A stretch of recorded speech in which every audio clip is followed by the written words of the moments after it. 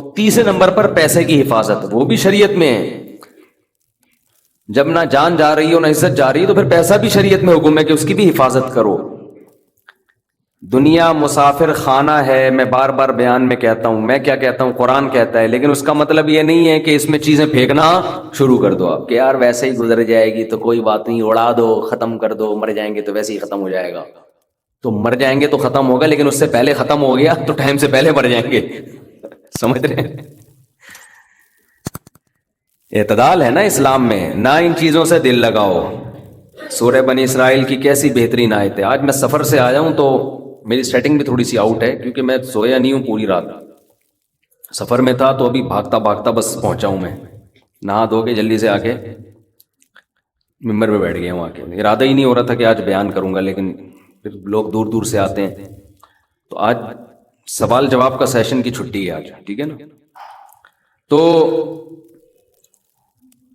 کیا کہہ رہا تھا میں؟ سورہ بنی اسرائیل میں کہ اللہ نے فرمایا کہ لا تجعل یدک مغلولۃ. یہ ٹاپک چل کیا رہا تھا؟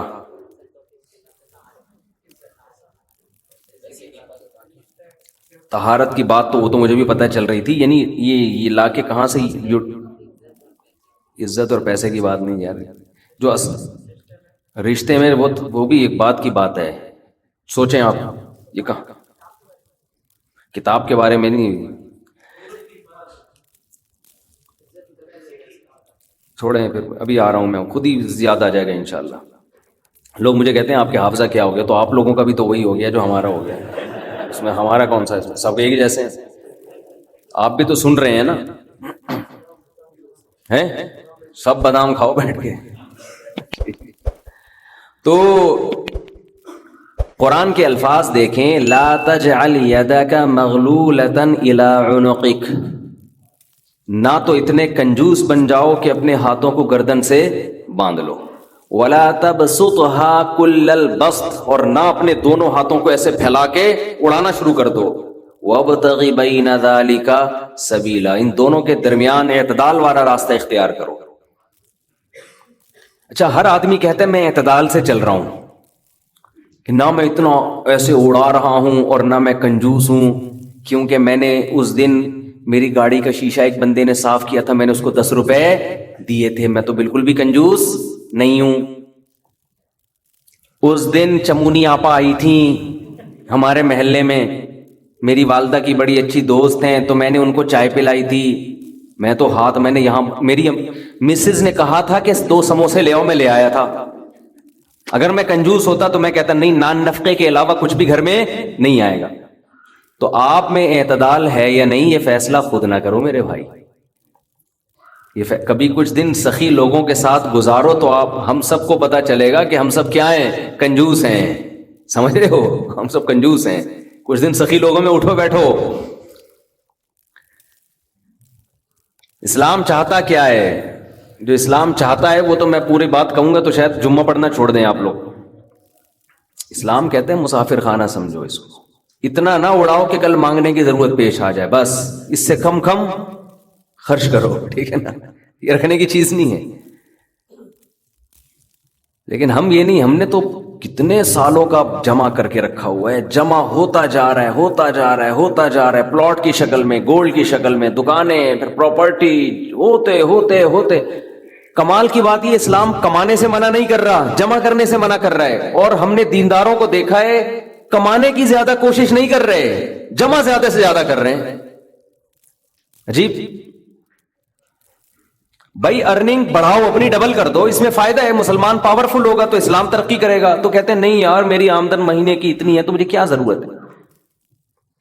لیکن اس آمدن کو کیا کر رہے ہیں؟ جمع کر رہے ہیں. بھائی کمائی ڈبل کر دو تاکہ خرچ بھی کیا ہو جائے، خرچ اچھی جگہوں پہ شروع کر دو. اپنے لیے نہیں کماؤ، قوم کے لیے کمانا شروع کر دو نا. ڈبل کمانا شروع کر دو، 4 گنا کمانا شروع کر دو، لیکن اس کمائی کو پھر خیر کے کاموں میں خرچ کرو. نبی صلی اللہ علیہ وسلم نے فرمایا ایماندار تاجر وہ شخص جو اس لیے تجارت کرے کہ لوگوں کے سامنے ہاتھ نہ پھیلانا پڑے، ایمانداری کے ساتھ تجارت کرے. پیغمبروں کے ساتھ ہوگا قیامت کے دن. حضرت عثمان اگر تھوڑا کماتے تو 400 گھوڑے دیتے جہاد میں. بولو نا. گھوڑا لینڈ کروزر تھا اس زمانے کی, 400 V8 حضرت عثمان نے دیے ہیں. کتنا کمایا ہوگا. ہاں اتنا کمانا کہ آپ اپنے صحت کی کبھی خیال نہ کر سکیں, آپ بیوی بچوں کو بھی ٹائم نہ دے سکیں, وہ پھر کمانے میں بے اعتدالی ہے. کمانے کا ایک حد تک آپ کے ٹائم اور جسم سے تعلق ہے, اس کے بعد کھوپڑی سے تعلق ہے. کھوپڑی نہیں استعمال کر رہا, گدھا بنا ہوا ہے, محنت بہت کر رہا ہے. ہم نے ایسے کمانے والے دیکھے ہیں کہ سارا دن کمانے کی فکر میں ہوتے ہوتے بچوں کی فکر ہی نہیں ہے, بیوی کو ٹائم نہیں دے رہے, ماں باپ کو ٹائم نہیں دے رہے, اپنی صحت کو ٹائم نہیں دے رہے. تو زیادہ کمانے کا یہ مطلب ہرگز نہیں ہے. زیادہ کمانے کا مطلب یہ ہے کہ کمانے میں ٹائم تو آپ نے اتنا ہی دینا ہے جتنا آپ کی صحت اجازت دیتی ہے. نماز کا ٹائم نکلے, تہجد کا ٹائم نکل جائے, تسبیحات تلاوت کا ٹائم نکلے اس میں آپ کے لیے, کچھ اللہ اللہ کا ٹائم بھی نکلے, کچھ دین کی تبلیغ کا ٹائم بھی نکلے, کچھ پڑھائی کا ٹائم بھی نکلے. ویڈیو نہیں بنائے بھائی, یہاں لکھا ہوا ہے نا, کچھ پڑھائی کا ٹائم بھی نکلے. یہ تمام چیزوں کا ٹائم نکلنے کے ساتھ ساتھ پھر کمانے کو ٹائم دینا ہے. اس میں پھر جب اتنا ٹائم دے کے پھر پلاننگ کر کے اس کو بڑھانے کی کوشش کرنی ہے, یعنی ارننگ کو بڑھانے کی کوشش کرنا ہے. یہ نہیں کہ آپ نے ٹائم زیادہ دینا شروع کر دیا اس میں. ٹائم زیادہ دینے سے تو آپ کی صحت کو نقصان ہوگا نا. ارے 5 نمازیں تو پڑھنی پڑیں گی نا ٹائم پہ, پھر تلاوت روزانہ کرنی ہے کہ نہیں کرنی ہے, صبح و شام کی تسبیحات ہیں وہ بھی کرنی ہے, تہجد کی بھی کوشش کرنی ہے, باپ کو بھی ٹائم دینا, اماں کو بھی, بیوی بچوں کو بھی, پھر باقی پھر اپنی ایکسرسائز وغیرہ صحت کو بھی, پھر باقی ٹائم کس کو دینا ہے, وہ پیسہ کمانے کو دینا ہے. پھر اس پیسہ کمانے کے کو جتنا ٹائم آپ نے دے دیا تو اس میں آپ کہہ سکتے ہیں کہ پھر ہم اس کو بڑھائیں کیسے. ہم تو 8 گھنٹے کمانے کو دے رہے ہیں, اب اس میں کیسے بڑھائیں ہم. تو بھائی کھوپڑی استعمال کر کے کیا کریں, اس کو بڑھائیں. کھوپڑی سے چیزیں بڑھ جاتی ہیں. کھوپڑی تو استعمال مسلمان کر ہی نہیں رہا ہے نا. اب یہ کہ کیسے کھوپڑی استعمال کریں, تو آپ خود استعمال کرو کہ یار میں یہ کام کر رہا ہوں تو میں اگر یوں کر لوں تو یہ ایسے بھی ہو سکتا ہے. یہ بیٹھیں گے تو سمجھ میں آئے گا انشاءاللہ آپ کے خود, لیکن بیٹھتے ہی نہیں ہے, سوچتے ہی نہیں ہے. جو جہاں کھڑا ہے وہیں کا وہیں رہے گا وہ. خیر, تو میں کیا عرض کر رہا تھا, وہ تو بات ختم ہو گیا, آپ لیٹ آئے نا, اصل بات کچھ اور شروع ہوئی. اچھا خیر, جلدی سے بات کو میں لے کے آتا ہوں. تو اعتدال جو ہے نا, سخاوت, سخی لوگوں میں آپ اٹھیں گے بیٹھیں گے تو پتہ چلے گا کہ اعتدال کسے کہتے ہیں. عربوں میں بڑی سخاوت ہے, ہم نے علماء میں بڑی سخاوت دیکھی ہے. تو سخاوت کا مطلب یہ ہے کہ آپ اتنا خرچ نہ کریں کہ کل آپ کو مانگنا پڑ جائے. اس کا علماء نے ایک معیار بیان کیا ہے, وہ خوب اچھی طرح سمجھ لیں, وہ بڑا زبردست معیار ہے کہ اپنے اور اپنے بیوی بچوں کے لیے 1 سال کا ذخیرہ کر لیں پیسوں کا, چاہے وہ گولڈ کی شکل میں ہو یا کرنسی کی شکل, بہتر ہے گولڈ کی شکل میں ہو. آج اگر آپ جاب لیس ہوتے ہیں تو 1 سال تک اگر آپ کو جاب نہ بھی ملے تو آپ نے جو پیسہ اسٹور کیا ہوا ہے اس سے اسی معیار کی زندگی اپنے گھر والوں کو دے سکتے ہیں جو اب تک دیتے آئے. اور یہ 1 سال آپ کے پاس جاب تلاش کرنے کا یا کاروبار دوبارہ سے اٹھانے کا آپ کے پاس موقع ہے. 1 سال سے زیادہ کی پھر کوئی انتہا نہیں ہے. لوگ کیا کرتے ہیں, جمع کر رہے ہیں کہ کل اگر جاب چلی گئی, کل اگر کاروبار ٹھپ ہو گیا تو بھائی کل کیا, پھر تو خبر تک کا رکھو سنبھال کے, وہ تو پھر ٹینشن سے ہی دنیا سے جاؤ گے. تو کچھ اللہ پہ توکل کرو نا اس معاملے میں. اللہ ہمارے بس میں یہ تھا, 1 سال ایک خاص مقدار ہوتی ہے, اس میں چاروں موسم آ جاتے ہیں. بھائی کاروبار آپ کا نہیں چلا, سردی میں نہیں چلا تو ہو سکتا ہے گرمی میں چل جائے, خزاں میں چل جائے, باہر میں چل جائے, تو کبھی نہ کبھی تو چلے گا. نہیں چلا تو پھر اللہ نہیں چلانا چاہتا, وہ اسی میں اللہ کرے بیٹھ کے. جو آدمی اللہ پہ اعتماد توکل نہیں کرتا وہ تو کبھی زندگی میں سکون میں آ ہی نہیں سکتا ہے. تو 1 سال کا اسٹور کر لیں آپ. اور بہت اللہ نے پیسہ دیا ہے تو بچوں کے لیے ایک پراپرٹی لے کے ڈال دی, پلاٹ 2-4 لے کے ڈال دیے. مرنے کے بعد بچے بالکل روڈ پہ نہ آ جائیں, بس باقی کیا کرو, کھاؤ کھلاؤ. ٹھیک ہے, کیا کریں. ایک لطیفہ سنا دوں, ہمارے ایک دوست نے بھیجا تھا, بڑا زبردست قسم کا. ہمارے ایک دوست ہیں لاہور میں, انہوں نے کسی کا لطیفہ بھیجا, لیکن لطیفہ بڑا سبق آموز ہے. وہ ایک آدمی گیا گوشت کی دکان پہ, شاید آپ لوگوں نے بھی سنا ہو, اور کہنے لگا کہ 1 کلو گوشت دے دو. اتنے میں ایک بندہ آیا, یہ آدمی لینڈ کروزر میں گیا نا, بڑی VIP گاڑی میں, مالدار آدمی ہے. گوشت کتنا لے رہا ہے, 1 किलो।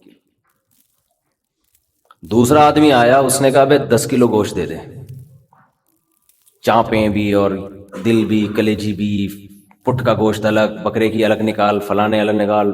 अरे भाई, वो कसाई इसको छोड़कर उसके पीछे लग गया ना, उसको पहले गोश्त बना के दिया।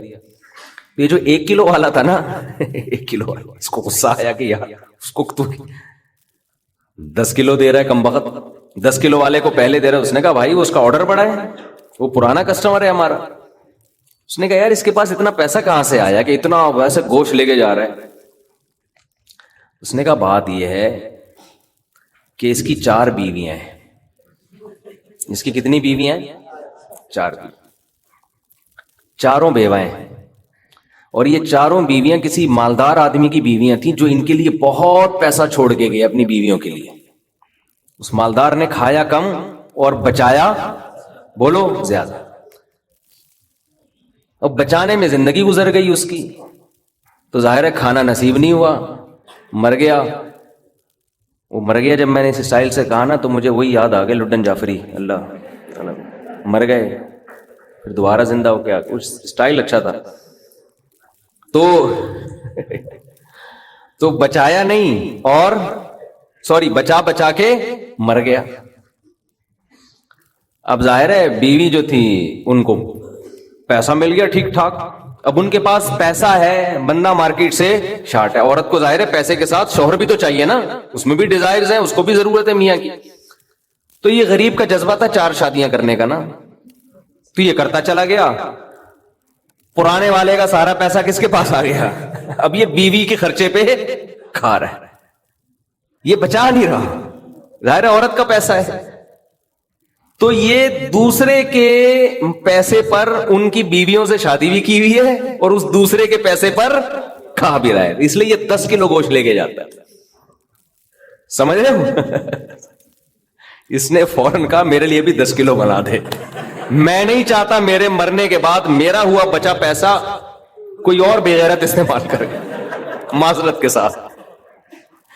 अबे पहले खुद तो खाओ। इस वक्त जो तुम्हारी हाजिर सर्विस बीवी है, बोलो तुम जब तक मेरी बीवी हो तो खाओ, ठीक है ना? तुम भी खाओ, मैं भी खाऊंगा। मर गए तो भाई वो उसके लिए निकाह का दरवाजा, और जब हमारे बयानात चल रहे हैं तो ये तो और दरवाजा खुल गया है। पहले तो बेवा को रिश्ता ही नहीं मिलता था ना, अब तो बहुत सी बेवा ऐसी मार्केट में आ गई हैं, पैसा बहुत है, बंदा नहीं है, हम अपने खर्चे पे शादी करने के लिए तैयार है, कोई शरीफ आदमी मिल जाए हमें। अब तो ऐसी बेवा बहुत आ गई है मार्केट में कि जी पैसा हमारे मियां बहुत छोड़ के गया, बंदा नहीं है। तो मैं नहीं कह रहा आप बीवी के लिए पैसा ना बचाएं, लेकिन ये दिमाग में रखें कोई बेगैरत आपके पैसे पे आपकी बीवी के साथ जिंदगी गुजारेगा, खर्चा आपका होगा, आप उसको पैसा देके जा रहे हो। तो एतदाल इस चीज में जरूरी है। ऐसे लावारिस ना छोड़ो अपने बीवी बच्चों को, लेकिन एतदाल इतना भी ना दो कि हरी हरी सूझना शुरू हो। बच्चों के लिए भी बनाओ कुछ।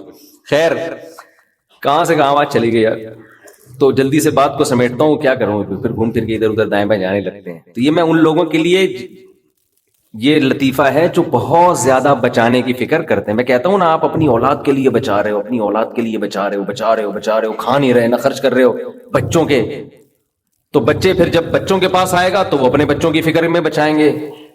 तो आप भी तो खुद किसी के बच्चे हो ना, आप खाओ, बोलो मुझे अपने अब्बा के बच्चों की फिक्र है, मेरे अब्बा ने मेरे लिए छोड़ा था, मेरे बच्चों के लिए थोड़ी छोड़ा था।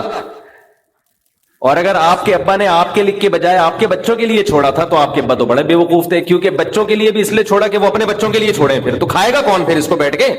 बात यह कि अल्लाह पे एतमाद और तवक्कुल बिल्कुल खत्म। ये भूल गए हैं कि जब इंसान दुनिया में आता है तो सिर्फ पेट नहीं लेके आता, 2 टांगे 2 हाथ कमाने के लिए लेके भी आता है। आपका बच्चा अपाहज है तो समझ में आती है बात, 2 हाथ 2 टांगे, तो भाई जैसे आपने कमाया वो भी कमाएगा इंशाअल्लाह। जब आप पैदा हुए थे, खुदा ने आपकी मां की छातियों में आपके लिए रिस्क पैदा किया था। आपका बच्चा पैदा हुआ तो उसकी मां की छातियों में भी खुदा ने रिस्क पैदा किया है। तो इसका मतलब रिस्क बच्चा लेकर आ रहा है। तो फिक्र करो एतदाल के साथ, इसको सरों पे मुसल्लत ना करो, मुसल्लत नहीं करो। मुसल्लत इतनी करो कि बस मैंने कमाना है, बीवी बच्चों को फिलहाल खिलाना है मैंने, اس کے علاوہ رزق کے دروازے کھل رہے ہیں تو کھلے، جتنا اللہ کھول دیتا ہے، بعض دفعہ نہیں کھولتا اللہ تعالیٰ. یبسط الرزق لمن یشاء ویقدر، جس کے لیے چاہتا ہوں رزق کھول دیتا ہوں، جو جس کے لیے نہیں چاہتا وہ ایڑیاں رگڑ لیتا ہے مگر رزق کا دروازہ نہیں کھولتا. تو ٹینشن کس بات کی ہے؟ یہ تو اللہ کے ہاتھ میں ہے. آپ نے کوشش کرنی ہے، نتیجہ آپ کے ہاتھ میں نہیں ہے. اللہ غریب رکھے تو بھی خوش، انجوائے کرو یار. جس نے مجھے کھلا دیا تو بس میری ضرورت بھی 2 پراٹھے ہیں، تو میرے بچوں کی بھی یہی ضرورت ہے، اللہ ان کو بھی کھلا دے گا. اللہ میں لاہور سے آیا ہوں، پراٹھا آتے ہی پراٹھا کھایا ہوٹل پہ جا کے، اتنا مزہ آیا کہ سبحان اللہ. نہیں ملتے پنجاب میں یہ والے پراٹھے، یہ چیز نہیں ہے پنجاب میں. پنجاب میں لسی ہے، پائے ہیں ہوں گے بھائی، یہ چیز نہیں ہے بھائی. رفیع بھائی بہت دیکھ لیا، مایوس ہوتا ہے نا انسان جا کے، وہ ناشتے کا وہ لک ہی نہیں آ رہا ہوتا. تو ہماری ضرورت بس یہی ہے. تو اللہ دے دے تو ٹھیک ہے بھائی، کچھ بہت دے دیا، کھا پی بھی لیا، استعمال بھی کر لیا، تو چلو یار ایک آدھ بحریہ ٹاؤن میں بچوں کے لیے پلاٹ بنا کے چھوڑ دیا، مرمر آ جائیں گے تو چلو. اس سے زیادہ tension tension tension tension tension آخرت کی ہے. ہمارے ایک دوست نے پراپرٹی لی، اس کے ساتھ ہی قبرستان بھی ہے. تو بار بار وہاں کھڑے ہو کے بول رہے ہیں کہ یار دیکھو، میں ان سے کہہ رہا تھا، ان کو ڈرا رہا تھا. میں نے کہا آپ اپنا پلاٹ دیکھ دیکھ کے خوش ہوتے رہتے ہو، اصل پلاٹ تو یہ ہے، یہاں ہے، تھوڑے دنوں میں کدھر آنا ہے، ادھر آنا ہے. میں نے کہا یہاں آپ جو پلاٹ لیا اس پہ مکان بناؤ گے، 10 15 20 سال کی کہانی ہے آپ کی، اس سے زیادہ کی مجھے سفید بال دیکھ کے لگ رہا ہے کہ ہوگی نہیں. اور یہاں 20,000 25,000 30,000 پتہ نہیں کتنا رہنا پڑے.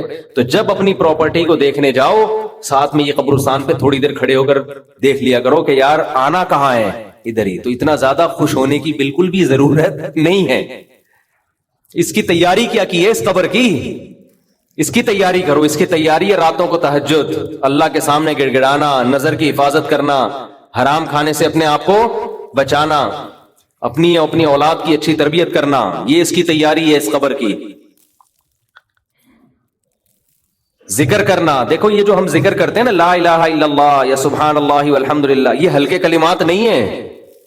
لوگ اس کو ہلکا سمجھ رہے ہوتے ہیں نا، کہ کوئی تسبیح پکڑ کے لا الہ الا اللہ اللہ اللہ کر رہا ہے بیٹھ کے، کیا کر رہا ہے، ٹائم ویسٹنگ معاذ اللہ. اللہ کو سب سے زیادہ یہ عمل محبوب ہے کہ میرا تذکرہ کر رہا ہے. ہم جب دنیا کا تذکرہ کرتے ہیں، پراپرٹی وہاں چلی گئی، ابے تجھے پتا ہے وہ بھی ہاتھ سے نکل گئی پراپرٹی، اور یہ بھی ہو گیا اور وہ بھی ہو گیا، ابے تجھے پتا ہے آج کل کون سا بزنس چل رہا ہے، صبح شام دنیا دنیا دنیا جو کرتے ہیں نا، اس میں ہمیں دلچسپی ہے، اللہ کو کوئی دلچسپی نہیں ہے. یہ فنا ہونے والی چیز ہے. اور اگر ہم زبان سے لا الہ الا اللہ اللہ اکبر شروع کر دیں تو اس میں ہمیں دلچسپی نہیں ہے، لیکن اللہ کو اس میں بہت دلچسپی ہے. نبی صلی اللہ علیہ وسلم نے فرمایا اللہ کے ذکر کے علاوہ سب کچھ اس دنیا میں باطل ہے، سب کچھ باطل ہے. دنیا کا تذکرہ بھی اللہ کے لیے ہو تو اچھا ہے. آپ پراپرٹی بھی لے رہے ہیں تو یار اللہ کے لیے لے رہا ہوں میں، کہ اللہ کا حکم ہے کہ سب اڑاؤ نہیں، کچھ اگر اللہ نے وسائل دیے تو کچھ بچا لو اولاد کے لیے، تو اللہ کا حکم ہے تو یہ ذکر بن جائے گا. لیکن ہمارے ایسا نہیں ہے ہمارا مزاج.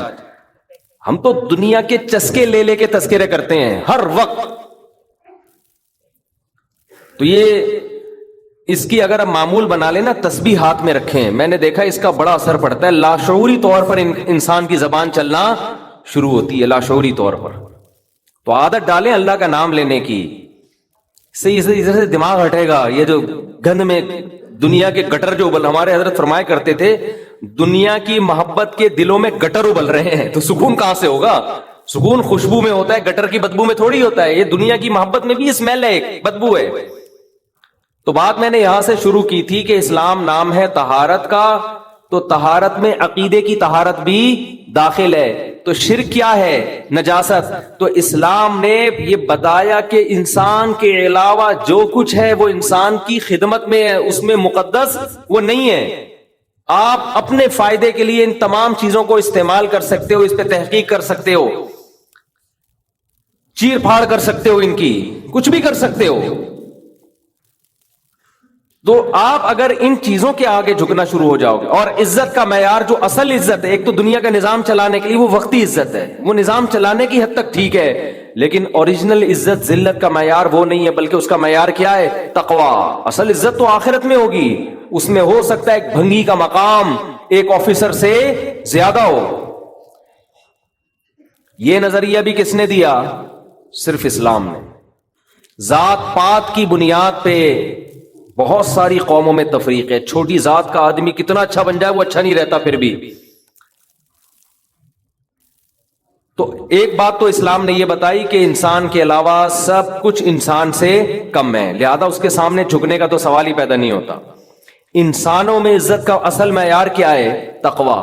اور دوسری بات, انسانوں میں تقوی کی بیس پہ یا دنیاوی کسی عہدے کے بیس پر انسان قابل عزت تو بن سکتا ہے, معبود نہیں بن سکتا.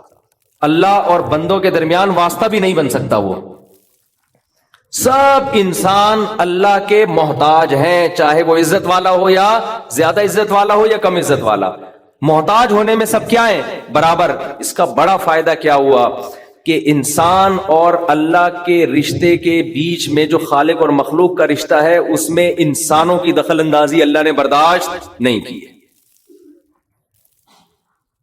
یہ بھی آپ کے مینٹل لیول کو یہ چیز اوپر لے جاتی ہے. آپ سے اگر گناہ ہو گیا تو اسلام کہتا ہے کسی انسان کو درمیان میں واسطہ بنانے کی ضرورت نہیں. کوئی انسان آپ کی پیشکش اللہ کے سامنے, آپ راتوں کی تنہائی میں گڑ گڑاؤ اللہ کے سامنے, اللہ آپ کی توبہ قبول کرے گا. عیسائیوں میں کیا ہے؟ پادری کے پاس جاؤ, اتنے پیسے دو اس کو. آغا خانیوں میں بھی یہی ہے, وہ پیسے دیتے رہتے ہیں, بس نوٹ چھاپنے کی مشینیں بنے ہوئے. اسلام کہتا ہے وَمَن يَعْمَلْ سُوءًا أَوْ يَظْلِمْ نَفْسَهُ ثُمَّ يَسْتَغْفِرِ اللَّهَ, جس سے بھی گناہ ہو گیا یا اپنی جان پہ ظلم کر بیٹھا, ہاتھ اٹھا کے اللہ کے سامنے توبہ کرے. وَإِذَا سَأَلَكَ عِبَادِي عَنِّي, میرے بارے میں جب بندے پوچھے میں کہاں ہوں, فَإِنِّي قریب, ان سے بولو میں تمہارے قریب ہوں. شہرک سے بھی زیادہ قریب ہوں, درمیان میں کسی کے واسطے کی ضرورت نہیں ہے, میں تمہاری شہرک سے بھی زیادہ قریب ہوں. تو کسی کی ایسی تعظیم بھی اسلام برداشت نہیں کر رہا کہ وہ تعظیم میں غلو ہو جائے, کہ آپ اس کو اللہ اور مخلوق کے درمیان میں داخل کر لیں. آپ اللہ یہ بھی برداشت نہیں کرتا کہ اتنی عزت کسی کو دینے کی ضرورت نہیں ہے. وہ تمہاری طرح وہ بھی محتاج ہے, تم بھی محتاجی میں سب کیا ہیں؟ برابر. کتنا اچھا لگتا ہے, اللہ نے کتنا آسان بنا دیا دین کو. جب کوئی ضرورت ہو, کوئی غلطی ہو جائے, اللہ کے ساتھ دعا مانگو, اللہ تو اس گناہ پہ مجھے سزا بھی دے سکتا ہے اور معاف بھی تو ہی کر سکتا ہے. تو معاف کرنے کے لیے کسی کی پرمیشن کا محتاج نہیں ہے, سزا دینے کے لیے بھی کسی کی اجازت کا محتاج نہیں ہے. اسی صفت کا واسطہ دے کے انسان بھیک مانگتا ہے کہ اللہ تو اپنے فضل سے مجھے معاف کر دے. کسی کو بتانے کی بھی ضرورت نہیں ہے. یہ چیز, یہ خودداری جو اسلام نے آپ کے اندر پیدا کی ہے, یہ بھی اسلام کے علاوہ دنیا کے کسی مذہب میں نہیں ہے. سب برابر ہیں. عبداللہ بن مسعود رضی اللہ تعالیٰ عنہ کے پاس ایک شخص آیا زنا کر کے, کہنے لگا مجھ سے زنا ہو گیا, حج جاری کریں. نبی کے پاس آیا, آپ نے چہرہ موڑ لیا, پھیر لیا چہرہ. کیا مطلب؟ اشارہ تھا کہ اگر ہوا ہے تو اللہ کے ساتھ جا کے توبہ کرو, مجھے کیوں بتا رہے ہو؟ اس کو پسند نہیں کیا آپ صلی اللہ علیہ وسلم نے. آج پیر صاحب بہت سے علاقوں میں ایسے بنے ہوئے ہیں کہ یہ ہمیں بخشوائیں گے, ان کو بکرے دو, ان کو چڑھاوے دو, ان کو نذرانے دو, ان کو دمبے کھلاؤ, ان کے کندھوں پہ ہم پل صراط پہ پار ہو کے جائیں گے. یہ پیر خود نہیں بچے گا, تمہیں کہاں سے بچائے گا؟ اس کی حرکتیں دیکھو تم, جو اس طرح کی حرکت, جو انسانوں کو اللہ سے ملانے کے بجائے اپنے آپ نیک بندہ نہیں ہو سکتا. ما کان لبشر ان یکلمہ, ما کان لبشر ان یؤتیہ اللہ الکتاب والحکمہ. کسی بشر میں یہ مجال نہیں ہے, قرآن کے الفاظ دیکھو, کسی انسان کی یہ مجال نہیں ہے کہ اللہ اسے نبوت دے دے پھر وہ لوگوں کو اللہ کا غلام بنانے کے بجائے اپنا غلام بنانا شروع کر دے. کسی بشر میں یہ مجال نہیں ہے, کیونکہ جب اللہ نبوت دیتا ہے تو اس بشر میں اللہ کی عظمت اور جلال بیٹھ جاتی ہے. جلال بیٹھنے کے نتیجے میں وہ لوگوں کو کبھی بھی اپنی طرف دعوت نہیں دے گا. صحابی نے دیکھا اونٹ نے نبی کو سجدہ کیا تو صحابہ نے عرض کیا یا رسول اللہ آپ ہمیں بھی اجازت دیں سجدہ کروں. آپ نے فرمایا نا نا نا نا. آج بتاؤ کوئی کسی جاہل پیر کے ساتھ یہ منظر ہو, کوئی جانور آ کے سجدہ کر لے, وہ تو خوشی سے پاگل ہو جائے گا. وہ تو کہے گا دیکھو جب یہ کر رہا ہے تو تم کیوں نہیں کر رہے. نبی نے اپنے گر سجدہ کرنے سے منع کیا. آپ صلی اللہ علیہ وسلم نے فرمایا اللہ یہود و نصارہ پہ لعنت کرے, انہوں نے اپنے پیغمبروں کے دنیا سے جانے کے بعد اپنے پیغمبروں کی قبروں کو سجدہ گاہ بنا لیا. اپنے پیغمبروں کی قبروں کو عیدگاہ بنا لیا، جیسے عید میں میلے ٹھیلے ہوتے ہیں، اسی وجہ سے پیغمبر صلی اللہ علیہ وسلم کی قبر پہ میلے ٹھیلے رش لگا کے بیٹھنا اس کی اجازت نہیں ہے، بس صلاۃ والسلام پڑھیں اور وہاں سے نکل جائیں۔ کیسی حفاظت کی؟ دنیا میں سب سے افضل انسان، جس سے افضل اس کائنات میں کوئی پیدا ہوا ہی نہیں، وہ محمد صلی اللہ علیہ وسلم ہے، لیکن آپ کی قبر پہ نہ کبھی سجدہ ہوتا ہے، نہ کوئی میلے ٹھیلے لگتے ہیں، نہ آپ کی قبر کی طرف رخ کر کے آپ سے دعائیں مانگی جاتی ہیں۔ یہی آپ کے سب سے افضل ہونے کی سب سے بڑی دلیل ہے کہ انہوں نے اپنی عبادت نہیں کروائی۔ کبھی ہم قبر پہ یہ نہیں کہتے کہ یا رسول اللہ آپ ہماری مدد کر دیں، یہ شرک ہے۔ صحابہ نے ہمیشہ نبی سے دعا کی درخواست کی ہے کہ آپ اللہ سے یہ درخواست کر دیں۔ دیکھو قرآن کے الفاظ، بس یہ آیت پڑھ کے بیان ختم کرتا ہوں۔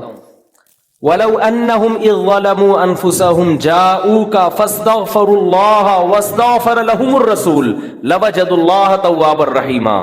پیغمبر کی پوزیشن کو واضح کیا قرآن نے کہ اگر ان سے اپنی جان پہ ظلم ہو، گناہ کر بیٹھیں، تو اگر یہ اللہ سے توبہ کریں گے یا آپ کے پاس آئیں گے اور آپ بھی اللہ سے ان کے لیے توبہ کریں گے، تو یہ اللہ کو غفور اور رحیم پائیں گے۔ کیا مطلب؟ یہ نہیں کہا کہ نبی کو غفور رحیم پائیں گے، نہ نہ، یہ گناہ معاف کرنا یہ نبی کا وظیفہ نہیں ہے۔ نبی کے پاس اگر آپ جائیں گے تو اس لیے کہ یا رسول اللہ آپ اللہ کے نیک بندے، آپ اللہ سے ہمارے لیے دعا کریں، ہم بھی کر رہے ہیں، آپ بھی کریں دعا۔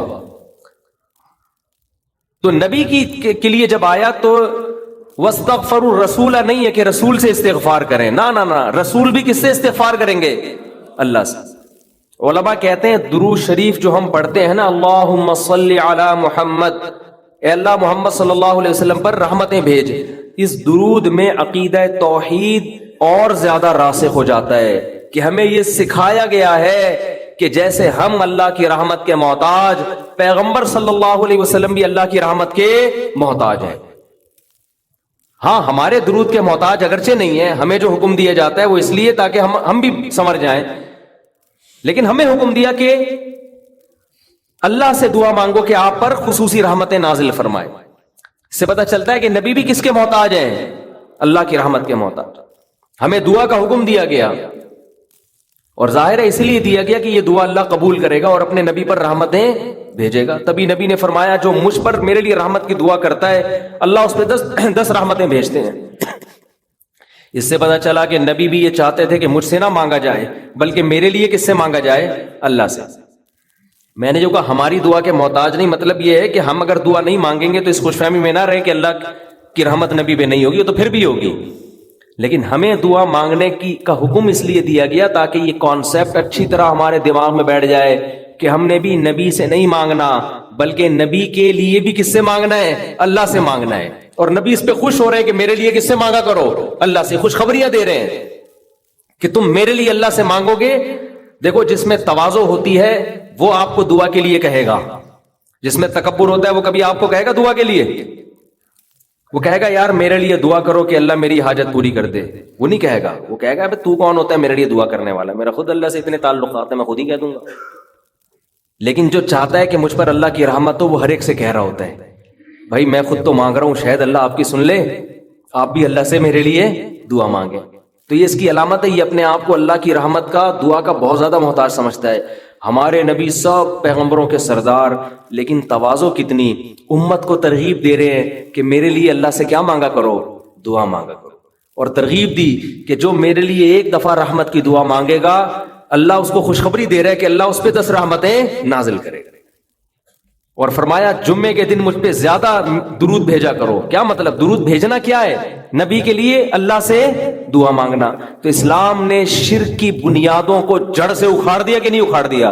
اس کے بعد بھی کوئی اگر یا رسول اللہ مدد کہتا ہے، یا رسول اللہ انظر حالنا واسمع قالنا، اور نبی سے دعائیں مانگتا ہے، تو آپ سوچو وہ 180 ڈگری کے زاویے پر چل رہا ہے اسلام کی تعلیمات سے۔ اسلام ادھر اور وہ بالکل اس کے اگینسٹ۔ بار بار حکم دے رہا ہے اسلام کے نبی کے لیے دعا مانگو، کس سے؟ اللہ سے۔ خصوصی رحمتوں کی دعا مانگو نبی کے لیے۔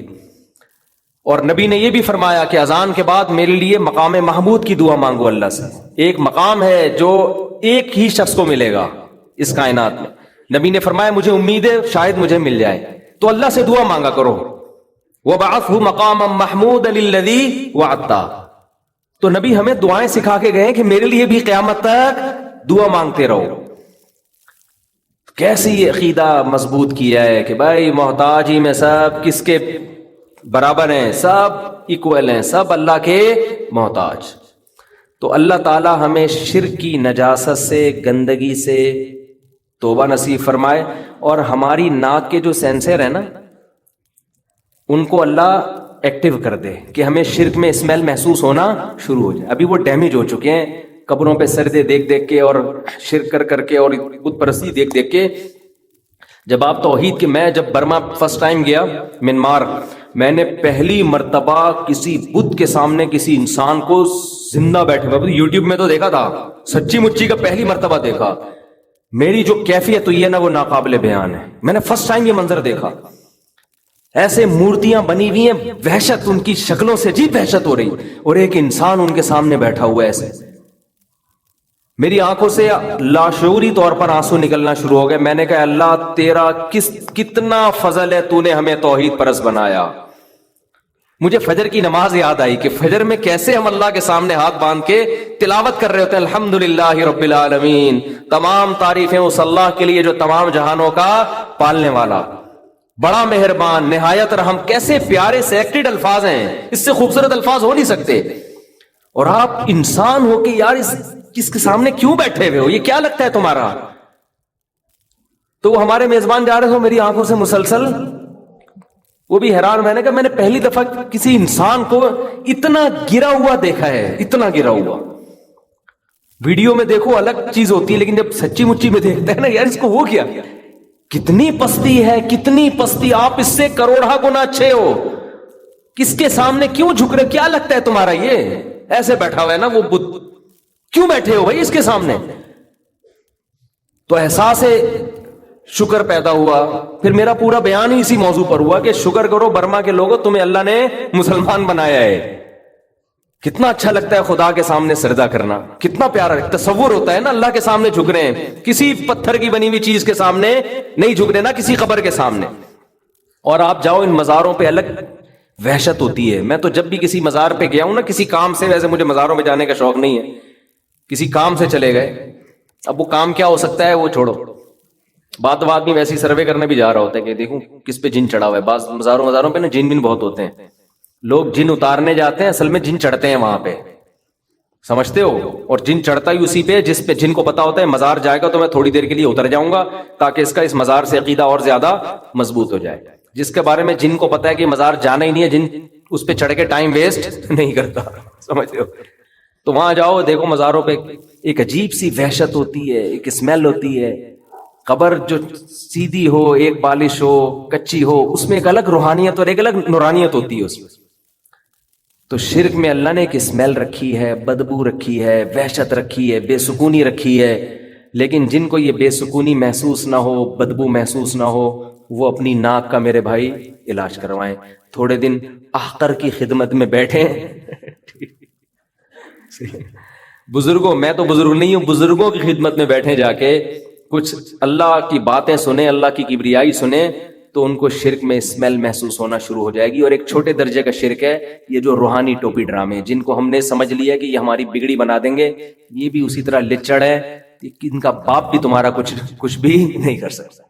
یہ نہ تمہارا جن اتار سکتے ہیں، نہ تمہاری چڑیل اتار سکتے ہیں، نہ تمہیں کل کی خبر دے سکتے ہیں، نہ تمہیں یہ بتا سکتے ہیں اس پہ کسی نے کیا کیا ہے، یہ کیوں بیمار ہے، ان کا باپ بھی نہیں۔ اس سے اچھا ڈاکٹر ہے، نفسیاتی ڈاکٹر کے پاس چلے جاؤ، پھر بھی اچھا ہے۔ تو یہ روحانی ٹوپی ڈراموں کا نا، چاہے کتنا بڑا بزرگ ہو، دیوبندی ہو، اہل حدیث ہو، بریلوی ہو، کچھ بھی ہو، وہ فراڈی پہلے ہوگا، یا فراڈی تو نہیں ہوگا، دماغی توازن خراب ہو چکا ہوگا۔ تو چھوڑ دو ان فضول پلیتے جلا رہے ہیں، تعویذ گنڈے، ادھر دھاگے، کتنے قمیض اتارو، کیا کیا نکل رہا ہوتا ہے اندر سے یار۔ آپ نے دیکھا ہمارے کبھی کوئی دھاگا؟ اللہ کا فضل ہے، اللہ نظر بد سے بچائے، ہمارے 14 بچے پل پل کے بڑے ہو رہے ہیں ماشاءاللہ، کھا بھی رہے ہیں، پی بھی رہے ہیں، اسکول بھی جا رہے ہیں، مدرسے بھی جا رہے ہیں، آج تک کسی کے گلے میں کوئی دھاگا نہیں لٹکایا۔ بہت لوگوں نے کہا یہ بیماری ہو گئی، اس کو دھاگا، میں نے کہا دھاگے واگے ہمیں نہیں اچھے لگتے، جاؤ، ہمیں بھی اس میں شرک کی اسمیل آتی ہے۔ جائز ناجائز کی بحث میں پڑھتا ہی نہیں ہوں، یہ کام مزیدار نہیں ہے۔ کام مزیدار نہیں. اللہ سے دعا مانگو. ہمارے بچے بیمار ہو, ہم نے دعا مانگی اللہ سے, اللہ ٹھیک ہو گئے. وہ میں آج اپنے بھانجے سے ذکر کر رہا تھا, ہم لوگ آ رہے تھے اکٹھے, تو میں نے کہا یار یہ موٹیویشن اسپیکر سب کی بات نہیں کر رہا بھائی, کوئی ایسا نہ ہو کسی اسپیکر کے ساتھ میرا کلپ چلا دیں کہ دیکھو اس کی بات کر رہے ہیں, ایسا کوئی نہیں ہے. اور میں نے بتایا بہت سے اچھا کام بھی کر رہے ہیں, لیکن اتنی بڑی بڑی باتیں کر رہے ہوتے ہیں نا بعض لوگ, ان میں چھوٹی بات تو ہے ہی نہیں ان کے پاس, چھوٹی موٹی تو بات. جب بھی ایک کلپ شروع ہوگا نا, ایک بات کان کھول کے سن لیں آپ لوگ, ایک دم آدمی کہتا ہے یار اب پتہ نہیں کیا چیز مارکیٹ میں آنے والی ہے. ایک بات ایک دم نا ایسا لگتا ہے جب بس اب تو ختم بھائی. اچھا یہ یوٹیوب اور فیس بک نے نا پوری دنیا کو ایک ہی صفحے پہ اکٹھا کر دیا ہے, اس کا بڑا فائدہ ہوتا ہے. اچھا میں ایسے کبھی کبھار اسپیکر کو سنتا ہوں, ایک بات نیچے پھر میں کرتا ہوں تو میرا کلپ کوئی آیا ہوا ہوتا ہے. اچھا اس طرح اس میں ایسا نہیں لگ رہا ہوتا کہ ایک بات کان کھول کے, مجھے اس میں ایسے لگ رہا ہوتا ہے نارمل وے میں نا, بس اتنا نہیں ہے بھائی صحیح ہے نا, ہلکا پھلکا ہی ہے, کوئی بہت اچھے بننے کی ضرورت بھی نہیں ہے, بہت زیادہ کامیاب ہونے کی کوشش کرو, پیسہ کمانے کی. غربت میں مر گئے تو کوئی ٹینشن کی بات نہیں ہے. آئی بس مجھے خود بڑی ٹینشن ختم ہو رہی ہوتی ہے نا سن کے یار کہ تم تمیز سے مسئلہ ہی حل کر دیا. سکسیس کی کوشش کرو, کامیابی کی نہیں ملتی بھاڑ میں جائے ایسی کی تیسی, کامیابی گئی کہاں تیل لینے. کیا کرنا ہے بھائی, دنیا مسافر خانہ ہے میرے بھائی, خدا کو راضی کرو یار. سب سے آسان کام دنیا میں کیا ہے؟ ہمارا ویژن بہت کلیئر ہے, ہمارا دعویٰ بہت آسان ہے کہ ہمیں خدا نے پیدا کیا, اپنے لیے بنایا, اس کو خوش رکھو ایسی کی تیسی. سمجھ میں آ رہی ہے بات؟ کتنا آسان ہو گیا نا. جو کرنا ہے بھائی اس کو خوش کرنے کے لیے کرو, اور یہ یقین رکھو آپ جو کرو گے ہوگا وہ نہیں ہوگا کیا جو اللہ چاہے گا. آپ اس کو راضی رکھنے کی کوشش کرو, اس کے لحاظ سے اپنا ہدف بھی بناؤ, ویژن بھی بناؤ, محنت بھی کرو. محنت میں کوتاہی ہو جائے توبہ استغفار کرو. 100 بار بھی اگر کسی سے کوئی غلطی ہوتی ہے تو 100 بار بھی توبہ کرتا ہے, اللہ ایک بار بھی اسے مایوس نہیں کرتا. اچھا بننے کی کوشش میں لگے رہو. اگر اللہ خوش ہے, اور یہ یقین نہیں کرو کہ اللہ مجھ سے خوش ہے, ڈرتے رہو کہ ہو سکتا ہے مجھ سے ناراض ہو, لیکن امید بھی رکھو کہ ہو سکتا ہے مجھ سے خوش ہو. تو حدیث میں آتا ہے جس کی یہ کنڈیشن ہوگی نا اس کی بخشش لازمی ہوگی, اللہ کا یہ وعدہ ہے. کوشش میں لگا رہے, مایوس نہ ہو. بخشش کس نے کرنی ہے آخرت میں؟ اللہ نے کرنی ہے. تو جب بخشش اللہ نے ہمارے حضرت کتنے پرہیزگار تھے. حضرت فرماتے تھے کہ میں جب اپنے اعمال کو دیکھتا ہوں تو مجھے مایوسی ہونے لگتی ہے, لیکن پھر جب میں یہ سوچتا ہوں نا کہ بخشش اللہ کے ہاتھ میں ہے اور اللہ کی رحمت سے ہی ہوگی, تو اتنی خوشی ہوتی ہے کہ بھائی ہمارے لیے تو اللہ نے کتنا آسان راستہ کہ معاملہ اپنے ہاتھ میں رکھا ہے. ہم نالائقوں میں نہیں چھوڑا اللہ نے کہ تم جب تک تمہاری زندگی ہے یہ اصولوں پہ نہیں ہوگی وقت بخشوں گا ہی نہیں میں تمہیں.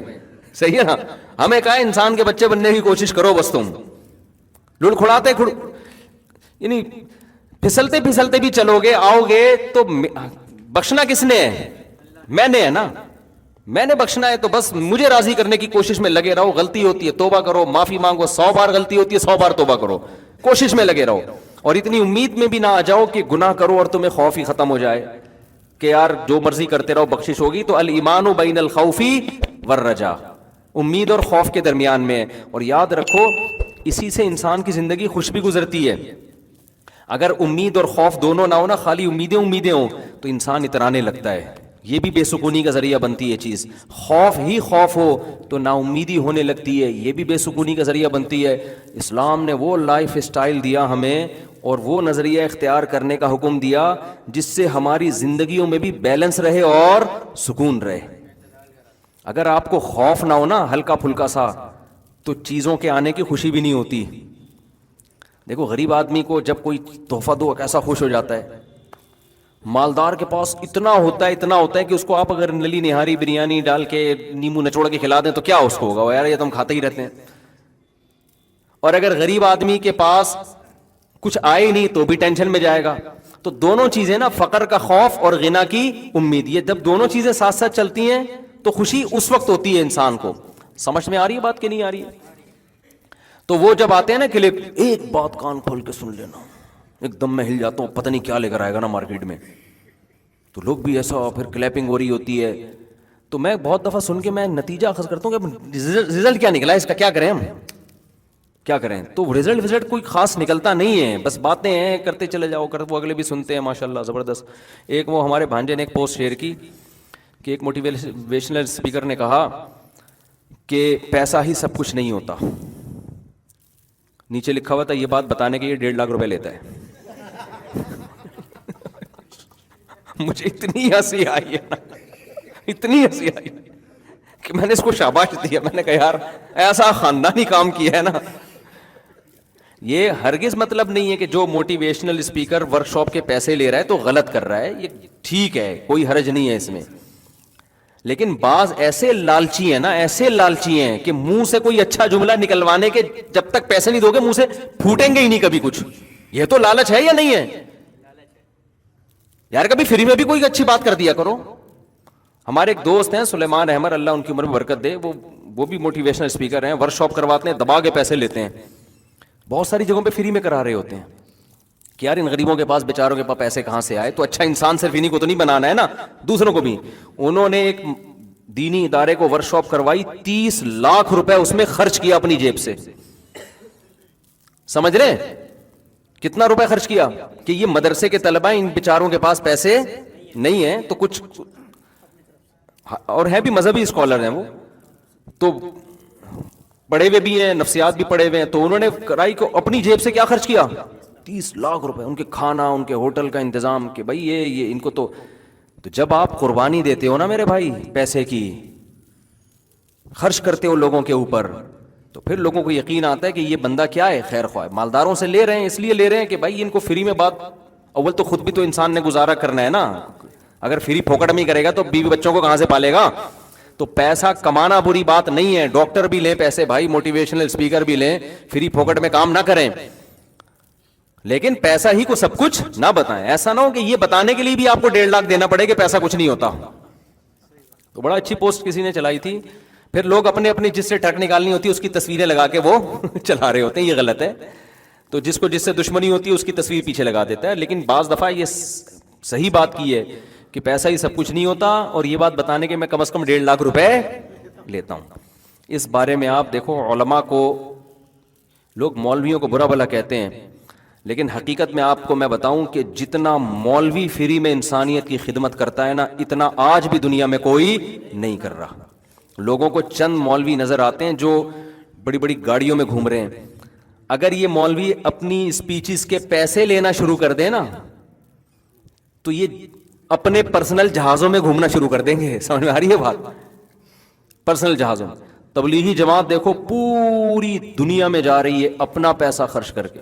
ہمارے جو بیانات ہوتے ہیں نا پیرس میں، جرمنی میں، ابھی ایک ہفتے میں میرے 3 کل میرا ایک بیان ہوا ہے 2.25 گھنٹے کا. میں تعریف کے طور پہ نہیں کہہ رہا، میں اس لیے کہہ رہا ہوں کہ لوگ مولویوں پہ بڑا طنز کرتے ہیں کہ ابے یہ پیسہ کمانے کی مشینیں، ابے یہ پیسہ. 2.25 گھنٹے کا بیان ہوا ہے، اور یہ تو ہوتے رہتے ہیں. تو اللہ کا شکر ہے ہمارے کسی بیان کا کوئی پیسہ کبھی بھی نہیں ہے، کبھی بھی نہیں لیا ہم نے. بعض لوگ کہتے ہیں اصل میں عزت ہو رہی ہے نا اس لیے پیسہ نہیں مل رہا، تو لوگ سن تو رہے ہیں بات کو. تو یہ جو بیانات کا شوق ہے نا، یہ کوئی بھی چیز جب انسان کو شوق ہوتا ہے نا وہ چند دفعہ میں ہوتا ہے، اس کے بعد وہ شوق کیا ہو جاتا ہے؟ ختم. جب شہرت مل جاتی ہے، تھوڑی بہت عزت مل جاتی ہے تو آدمی کہتا ہے ہو گیا نا اب کیا کریں. تو میں اپنی بات نہیں، ہم سے جو بڑے علماء ہیں وہ تو اور محنت کر رہے ہیں. تو یہ آپ کو صرف مولانا، اور یہ زیادہ تر انڈیا پاکستان میں تو بہت ہی زیادہ ہے، ان کی قربانیاں بہت زیادہ ہیں. یہاں قاریوں کو دیکھ لو، 8-8 10-10 گھنٹے جو مدرسوں میں جن تنخواہوں میں پڑھا رہے ہیں نا، وہ تنخواہ آپ کسی مزدور کو دے کے دکھا دو کہ تو یہاں بیٹھ جا، اس تنخواہ پہ مزدور نہیں کام کرے گا، اور قاری بیچارہ مدرسے میں محنت کر رہا ہوتا ہے. امام لوگوں کو لوگ کہتے ہیں تنخواہ لے کے پڑھاتے ہیں، وہ تنخواہ تو اپنے بچے کو دے اور بٹھا ذرا جتنے تنخواہ اماموں کو مل رہی ہیں. آپ کہتے ہو 5 نمازیں تو پڑھانی ہے، 5 نمازیں تو پڑھانی ہے، لیکن فجر سے لے کے عشاء تک وہ کیا ہوتا ہے؟ باؤنڈ ہوتا ہے. تو یہ مولویوں کا ایک ایسا پازیٹو چہرہ ہے، لیکن افسوس اس وقت ہوتا ہے وہاں بھی جب نیچے لوگوں نے کمنٹس کیے ہوتے ہیں ابے یہ مولوی نوٹ چھاپ رہے ہیں، ابے یہ مولوی یہ کر رہے ہیں، ابے یہ مولوی یہ کر رہے ہیں. آپ ذرا اس کو کمپیئر کرو نا. میں کراچی یونیورسٹی میں کہیں اپوائنٹمنٹ کی بات چل رہی تھی، تو مجھے بھی کئی سال پرانی بات ہے، مجھے بھی بلایا انہوں نے. تو ایسے انٹرویو چل رہا تھا, انہوں نے کہا جب آپ کا یہاں سیٹ اپ ہو جائے گا تو پھر لیکچر کے 1 گھنٹے کے اتنے پیسے ملیں گے. میں حیران ہو گیا, بھائی 1 گھنٹے کے اتنے پیسے ملیں گے یار تھوڑی. تو میں نے کہا اتنے ملتے ہیں یہاں لوگوں کو؟ انہوں نے کہا بھائی 1 گھنٹے کے لیکچر کے اتنے پیسے ہیں. میں نے کہا بڑے مزے ہیں یار, ہم تو 2-2 3-4 گھنٹوں کے لیکچر دے رہے ہیں فری میں. تو یہ کیا ہے بھائی حساب کتاب؟ تو لیکن ہمیں شروع سے یہ بتایا گیا مدرسے میں, بھائی دین کی خدمت آپ نے کرنی ہے کس کے لیے؟ اللہ کے لیے. رزق کون دے گا؟ تو اللہ دے ہی جا رہا ہے, الحمدللہ دے ہی جا رہا ہے. پھر رزق کے اسباب اور وسائل بڑھتے چلے جاتے ہیں. تو یہ بہت بڑا, ہاں میں مانتا ہوں کچھ مولوی غلط ہیں, کچھ غلط ہیں, تو کچھ تو ہر فیلڈ میں غلط ہوتے ہیں بھائی. کچھ ایسے ہیں ان کے خلاف میں ہمیشہ بولتا ہوں. مسجد بنا لی, دبا کے چندہ اکٹھا کرنا شروع کیا مسجد کے نام پہ, اس کا کوئی حساب نہیں ہے کہاں جا رہا ہے, لاکھوں لاکھوں روپے کھا رہے ہیں. وہ اصل میں مولوی ہوتے ہی نہیں ہیں, وہ چور ظالم قسم کے اچکے قسم کے لوگ ہوتے ہیں. گیٹ اپ کیا بنا لیتے ہیں وہ مولوی والا. پاکستان میں کسی کے ساتھ بھی مولانا لگا دو, کسی کے ساتھ بھی مفتی لگا دو. ایک صاحب کہنے لگے وہ فلاں مفتی صاحب نے یہ حرکت کی ہے, دیکھو مفتی ایسے ہوتے ہیں. میں نے کہا آپ کو یہ کس نے کہا کہ وہ بندہ مفتی ہے بھی کہ نہیں ہے؟ تو انہوں نے کہا آپ بھی تو ان کو مفتی کہہ رہے تھے. میں نے کہا وہ پبلک کہہ رہی ہے تو ہمارے منہ پہ بھی اب نام ہی کا حصہ بن گیا مفتی فلاں صاحب. تو پاکستان میں کسی کے ساتھ بھی مفتی کا لفظ تھوپ دو, کسی کے ساتھ بھی اسکالر کا لفظ تھوپ دو, کسی کو بھی ڈاکٹر کہہ دو, سب مارکیٹ میں ہول سیل کے حساب سے چل رہا ہے. تو کچھ ہوتے ہی نہیں, اور پھر بھی اگر کوئی ہوتے بھی ہیں تو 100% تھوڑی دنیا میں کوئی. اسی طرح بعض مدرسے کے, سب کی بات نہیں کر رہا بھائی کہیں بدگمان نہ ہو, بعض مدرسے کے محتمم کیا کرتے ہیں, بندہ اٹھتا ہے وہ کہتا ہے یار نوٹ چھاپنا ہے میں نے, تو کیسے چھاپوں؟ وہ داڑھی رکھتا ہے, گیٹ اپ بناتا ہے قاریوں والا مولانا والا, اور چند عربی حدیثیں یاد کر لیتا ہے. یہ ہو سکتا ہے مدرسے میں پڑھ لیتا ہو, کیا جا رہا ہے اس میں. اس کے بعد کہتا ہے نوٹ چھاپنے کا طریقہ یہ ہے کہ یتیم خانہ کھولو, 4-6 یتیم بچے لا کے رکھ لو اس میں, اور ان کے نام پہ ہماری قوم تو دیکھتی نہیں ہے کون صحیح ہے کون غلط ہے, دبا کے نوٹ دینا شروع کر دیتی ہے. پھر وہ مدرسے کے محتمم صاحب کے پاس اس چندے کے پیسوں سے لینڈ کروزر آتی ہے, پھر وہ ان کے گاؤں میں پراپرٹی بننا شروع ہو جاتی ہے, اور یتیم بچے بھی کچھ کھا رہے ہوتے ہیں. لوگ دیکھتے ہیں کتنے نیک مدرسے کے محتمم ہیں ماشاءاللہ, بچوں کا کتنا خیال. او بھائی جتنا کھلا رہا ہے نا اس سے زیادہ یہ کمبخت کھا رہا ہے. تو ایسا ہوتا ہے میں مانتا ہوں, لیکن سب ایسے میجورٹی الحمدللہ علماء میں آج بھی کم پیسوں میں انسانیت کی خدمت بہت زیادہ. ہم جو فتوے لکھتے ہیں, ایک ایک فتوے میں ٹھیک ٹھاک تحقیق کرنی پڑتی ہے. 1 روپیہ بتاؤ کسی سے ایک فتوے کا آج تک ہم نے لیا؟ یا ہمارا جو دفتر ہے نا, ادھر بہت سارے مسائل آتے ہیں, لوگوں کی ڈاک آتی ہے, اس میں بڑی بڑی تحقیقات کرنی پڑتی ہیں, ریفرنسز ڈھونڈنے پڑتے ہیں, اس کے بعد جواب لکھتے ہیں, لمبے لمبے جواب ہوتے ہیں, ان کو کمپوز کیا جاتا ہے, پھر جواب دیا جاتا ہے. آپ کسی سرکاری ادارے میں جاؤ یا کہیں اور جاؤ, آپ بولو کہ مجھے یہ ریسرچ کرنی ہے, تحقیق کرنی ہے, اس کا جواب چاہیے, وہ کہے گا تو میرا کیا لگتا ہے بھائی. ہم یہ سارا کام اپنے خرچے پہ کرتے ہیں, اور پھر جو بل آتا ہے دفتر کا, وہ بل بھی اپنی جیب سے پے کر رہے ہیں, وہ بھی کوئی چندہ بندہ نہیں ہے. دفتر تو کسی نے بنا کے دے دیا ہمیں, وہ بھی بعض لوگ ہوتے ہیں وہ مخیر, وہ کہتے ہیں ہم صدقہ جاریہ کرنا چاہتے ہیں, کیا کریں. ہم نے ہمارے غریب سا دفتر ہے, چھپڑ وہ اس میں شیٹیں ویٹیں پڑی ہوئی بنا دو, تو اللہ کا شکر ہے بعض لوگوں نے کہا دفتر بنا دیا. وہ بھی ہماری جیب میں تھوڑی گیا ہے, وہ بھی ایک وقف کیا نا, مرنے کے بعد جو مولانا وہاں بیٹھیں گے وہ میرے ذاتی میں تھوڑی لگا ہے, وہ صدقہ جاری ہے ان کے لیے. سمجھ میں نہیں آ رہی میرا خیال ہے بات. تو پھر جو فتوے لکھ رہے ہیں, کتنا ٹائم لگتا ہے ایک ایک فتوے پر, بعض دفعہ 1 ہفتہ لگ جاتا ہے. سب فری کا کام ہے, کوئی کسی سے پیسہ نہیں لیا جاتا, بلکہ حتی الامکان اس میں بھی میں کوشش کرتا ہوں اپنی کمپیوٹر بھی میں نے جو میرے جو شاگرد مفتی بیٹھے ہوئے ہیں نا, جو کمپوز کر رہے ہوتے ہیں, وہ کمپیوٹر بھی میں نے اپنی جیب سے لے کے دیا ہے کہ بھائی ہمیں بھی تو صدقہ جاریہ کی ضرورت ہے. تو یہ اسٹائل آپ کو مولویوں کے علاوہ کہیں بھی اتنا زیادہ نظر نہیں آئے گا, تھوڑا تھوڑا تو ہوتا ہے. تو اس لیے, اور ہمیں فخر ہے کہ یار اللہ ہم اس پہ شکر ادا کر رہے ہیں, کوئی افسوس نہیں ہے کہ یار یہ فری پھوکٹ میں لوگ ہم سے اتنا کام لے رہے. کیوں؟ ہم نے تو اللہ سے زندگی بھر دعائیں مانگی, اللہ ہم سے دین کا کام لے لے, انسانیت کی خدمت لے لے. ہمیں تو خوشی ہوتی ہے کہ اللہ ہم سے انسانوں کی خدمت کا کام لے رہے ہیں. کتنی دفعہ ہمارے مشورے ہوئے کہ یار یہ ملاقاتوں کا سیٹ اپ بند کرو یار, بہت دفعہ ہمارے مشورے ہوئے ہیں کہ یار اس میں بہت ٹائم لگتا ہے, اور لوگ آتے ہیں بیٹھتے ہیں, اپنے گھریلو جھگڑے فلانا ڈمکانا وراثت کے پڈے، تو بھائی یہ ختم کرو سیٹ اپ. تو ہم کیوں ختم نہیں کرتے؟ میں لوگوں سے کہتا ہوں یار ہم نے جو علم حاصل کیا ہے تو وہ تو گائیڈنس کے لیے کیا ہے نا، لوگوں کی خدمت کے لیے. بعض دفعہ کسی نے کہا کہ پھر فیس رکھ لو. میں نے کہا یار یہ غیر اخلاقی حرکت ہوگی، صحیح ہے نا؟ یہ کیا ہوگی؟ یہ غیر اخلاقی. ہم کیوں فیس رکھیں بھائی؟ ہم فری، ہم نے جو علم حاصل کیا ہے وہ تو خدمت کے لیے کیا نا. اگر فیس ہی رکھنی ہے تو وہ کیا خدمت ہو گئی پھر؟ حالانکہ شرعن جائز بھی ہے. علماء نے لکھا ہے کہ عالم فتویٰ دینے کے پیسے لے سکتا ہے کیونکہ ٹائم لگا رہا ہے نا وہ، لیکن میں نے کوئی مفتی نہیں دیکھا جو پیسے لیتا ہو. سمجھتے ہو کہ نہیں سمجھتے ہو؟ تو یہ آپ کو صرف مسلمانوں میں نظر آئے گی یہ چیز، اور علماء میں یہ نظر آئے گی آپ کو. تو اس لیے چند 2 نمبر قسم کے مولوی دیکھ کے نا، سب کو دیکھ کے چاول کی طرح نہ سمجھا کریں، جیسے دیکھ کے چند چاول چیک کر کے آپ نے حکم لگا دیا پوری دیکھ گل گئی ہے، تو یہ مولوی ہیں، یہ دیکھ کے چاول نہیں ہے. 2 نمبر بھی ہیں، 1 نمبر بھی ہوتے ہیں الحمدللہ. سمجھتا ہے کہ نہیں سمجھتا؟ ہاں. پھر یہ ہوتا ہے کہ جب اللہ عوام کے دل میں خود ایک عقیدت محبت ڈال دیتے ہیں،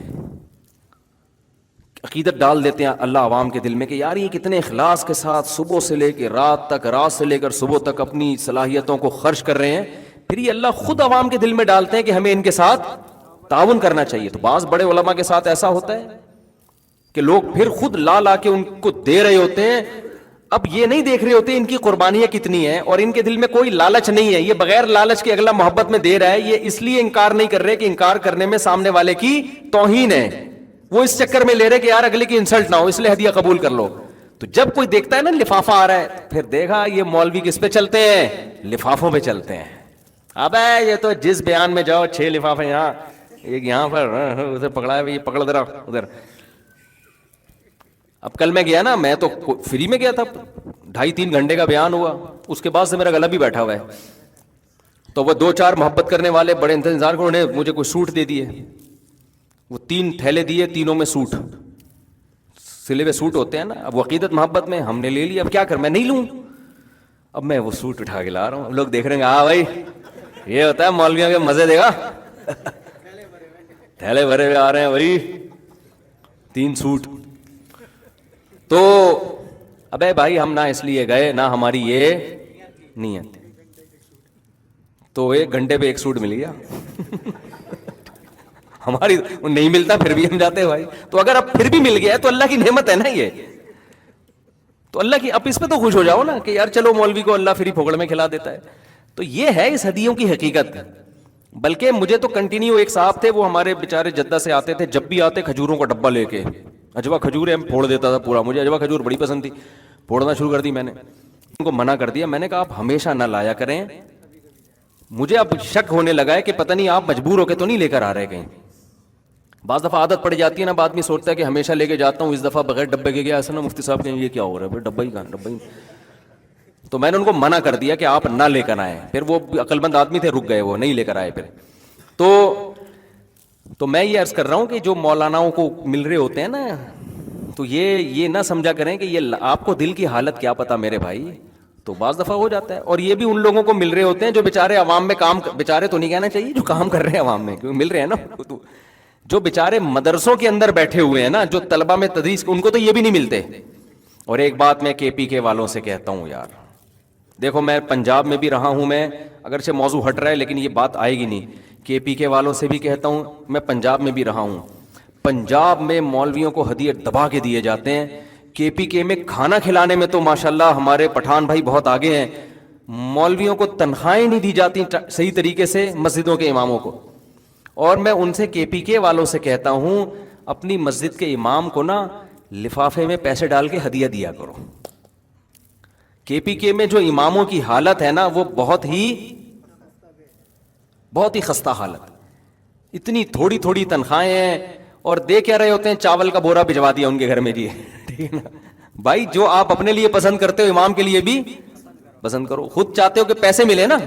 جب آپ جاتے ہو مدرسے میں، جو اس میں جاتے ہو آپ آفس میں، تو اگر آپ کو تنخواہ ملنے کے بجائے چاول کا بورا پکڑا دیں، آپ بولے ابے مجھے پیسے دے یار. امام پر تو یہ لازم ہے کہ وہ کبھی لوگوں کی جیبوں پہ نظر نہ رکھے. ہمارے حضرت وصیت کیا کرتے تھے کہ جس امام کے دل میں لالچ آ گئی نا، اللہ کی طرف سے ایسی پھٹکار ہوتی ہے اس کے اوپر، زندگی بھر اللہ اس کو لوگوں کا محتاج بنا دیتے ہیں. امام عالم مستغنی ہو، کس کی جیب میں کیا ہے، کون جیب میں کھجانے کے لیے ہاتھ ڈال رہا ہے، کون پیسے نکالنے کے لیے، اسے اس سے کوئی غرض نہیں ہونی چاہیے. بعض دفعہ وہ اتنا ہو جاتا ہے کہ وہ جیب میں پینٹ میں ہاتھ ڈال رہا ہے، خارش ہو رہی ہے، آپ سمجھ رہے ہو شاید پیسے نکال رہا ہوگا. تو عالم دین کو لوگوں کی جیبوں پہ نظر، بالکل ایسا استغنا ہو، 1 روپیہ نہیں بھائی، کس کی جیب میں کیا ہے. بعض دفعہ سیٹھ صاحب کسی امام کو اپنی آمدن بتاتا ہوا ڈر رہا ہوتا ہے کہ یار بتا دیا نا میں تاجر ہوں، اب یہ چندہ مانگے گا بھائی، یہ فوراً بھائی یہ پنکھا ہے، یہ فلانا، یہ ڈمکانا. یہ غلط ہے بھائی. کبھی بھی کسی ذاتی آدمی سے چندہ نہ مانگا، مان گئے کہ تیری اتنی آمدن ہے تو اب یہ نل کے لگوا دے. نہ عمومی بیان ہو، مسجد میں یہ ضرورت ہے، جس نے لگوانے لگا دے بھائی، نہیں لگانا تو بھاڑ میں جاؤ، تمہاری مرضی. جو ہمارا کام تھوڑی، اللہ کا کام ہے، کرنا ہے کرو، نہیں تو نہیں کرو. امام مستغنی ہو، لیکن پبلک کو چاہیے کہ امام غریب ہے تو آپ اس کا خود خیال کرو. پنجاب میں عام طور پہ، سب جگہ نہیں لیکن عموماً پنجاب میں خیال میں نے دیکھا ہے کیا جاتا ہے. امام سے اگر مطمئن ہو جائیں نا لوگ تو پنجاب والے لوگ دبا کے لفافے دیتے ہیں. میں 1 مہینہ وزیر آباد میں نے امامت کی ہے.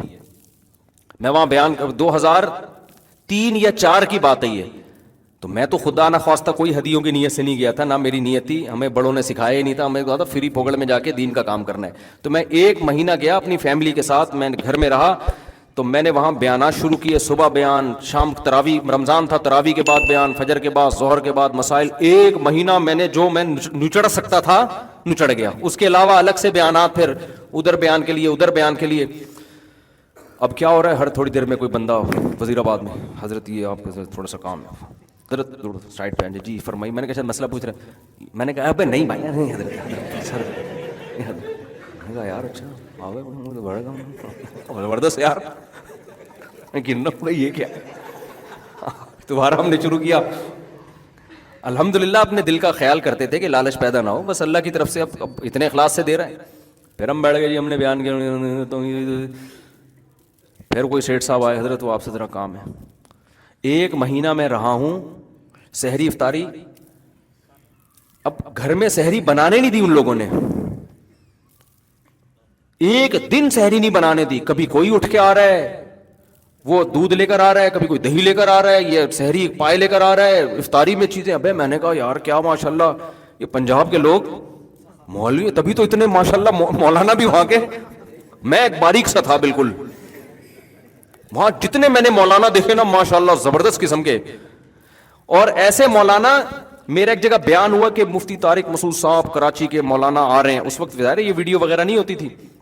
خطیب آ رہے ہیں بیان کے لیے. میں گیا تو لوگ تلاش کر رہے ہیں وہ خطیب کہاں ہے بھائی.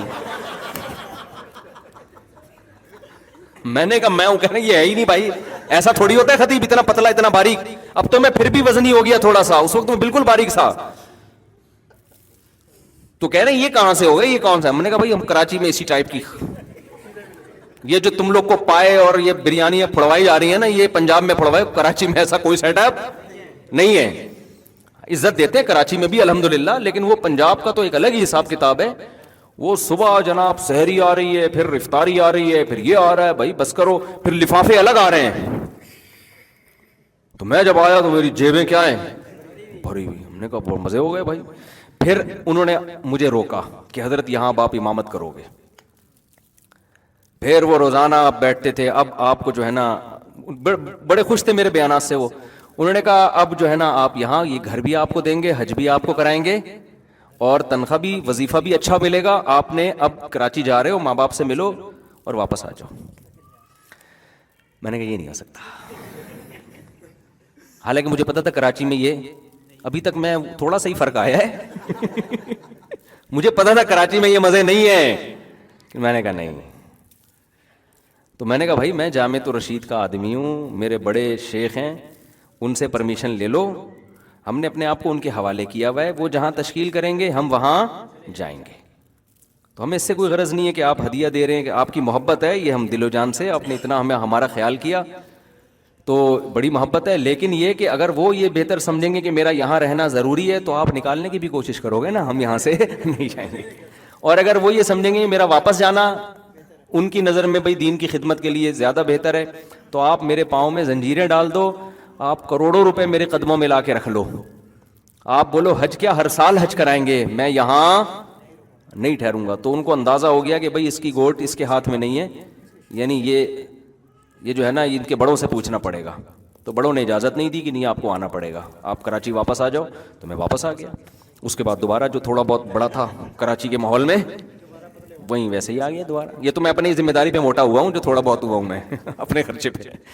لیکن مجھے ایک اندازہ ہو گیا یار پنجاب والے مولاناؤں کو ماشاءاللہ کھلاتے ہیں. تو کے پی کے میں بھی سخاوت ہے, یہ نہیں ہے کہ سخاوت نہیں ہے, لیکن کچھ چیزیں ایسی ہوتی ہیں جو توجہ دلانی پڑتی ہے. کھلاتے کے پی کے والے بھی بہت ہیں ماشاءاللہ, لیکن اماموں کی پیسوں سے مدد جتنا پنجاب میں رواج ہے وہ رواج نہیں ہے. اچھا یہ کہہ رہے ہیں کہاں؟ ایبٹ آباد میں. تو پشاور وغیرہ کی, مردان پشاور ان شہروں کی بات کر رہا ہوں نا. ایبٹ آباد تو پنجاب ٹائپ کا ہی لک ہے نا اس کا. تو کے پی کے میں کئی عرصے سے سوچ رہا تھا کے پی کے والوں کو بولوں گا آپ لوگ سخاوت تو بھائی کے پی کے میں بہت ہے, اس میں تو کوئی دو رائے نہیں ہو سکتی. وہاں سے تو بغیر کھائے بھاگنا بہت مشکل ہے. صحیح ہے. ایک دفعہ تو ہم اتنا کھلایا ہمارے پٹھان بھائیوں نے, میں تو بہت محدود کھاتا ہوں. نکلا پھر دوسرا آیا, چل بھائی مفتی طارق مسعود ہے وہی جو ویڈیو والا, آ جا بھائی ہم پناہ مانگ رہے ہیں یار, بس بھائی نہیں کھا سکتے یار. خیر ان کی محبت بہرحال وہ پھر بھی جوس ووس لے آئے, ہم نے کہا چلو ساتھ رکھ لیں گے, جب یہ والے کی تہ ذرا بیٹھے گی نا پھر انشاءاللہ کھائیں گے. سخاوت بہت ہے, اس میں دو رائے نہیں ہے, لیکن علماء کے ساتھ مالی تعاون جتنا ہونا چاہیے میرا خیال ہے اتنا نہیں ہے. تو کے پی کے میں مولاناؤں کی مالی لحاظ سے حالت تھوڑی کمزور ہوتی ہے تو اس کو توڑا, لیکن عالم کو بہرحال یہی چاہیے وہ کبھی بھی کسی پہ نظر نہ رکھے, جو استغنا کے ساتھ وقت گزارے.